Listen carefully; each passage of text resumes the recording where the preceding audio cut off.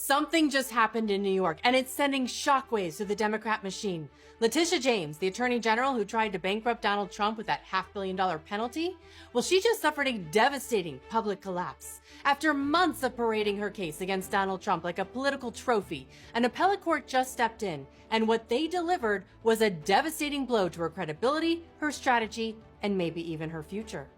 As for Adam Schiff, he should be watching closely because he was the self-righteous prosecutor of American politics until the tables turned. Because now, the hunter is cornered. Schiff is under federal investigation for mortgage fraud, and he just made a desperate move. The man who claimed no one is above the law is now begging for help to stay out of court. And he's not alone. Federal Reserve Governor Lisa Cook is also under fire, accused of lying on mortgage documents, while Americans got crushed by the interest rates she helped impose. She says she won't be bullied, but sources close to the investigation say she has no way out. And if you thought that was the end of the corruption, a top DC police official is blowing the whistle on a massive cover-up inside the department. All while J.D. Vance offers up a little advice to Democrats, that is if they're willing to stop acting insane long enough to listen. Lots to get to today. It's a busy one. Let's go. Today's breaking news is a political earthquake. A New York appeals court has just obliterated the massive civil fraud penalty against President Trump. Hit that like button for me if you are celebrating, because we know President Trump is.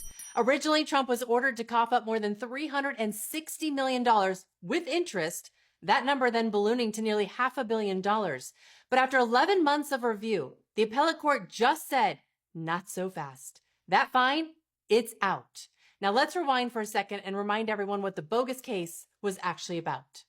The core allegation is that Donald Trump habitually overvalued his own assets when he was trying to get bank loans from banks and other lenders. And essentially, the argument that Donald Trump made below that has now had resonance in the appeals court is you're talking about very sophisticated, quote unquote, victims. These are billion-dollar banks that made the loans, got repaid on the loans by Donald Trump with interest, and actually profited to the tune of millions of dollars. So it's not the typical type of fraud case where you have somebody stealing money from other people or ripping off unknowing consumers. So basically, Trump made the banks money, but Letitia James still called it fraud. Even CNN was forced to choke down the truth today. Watch this.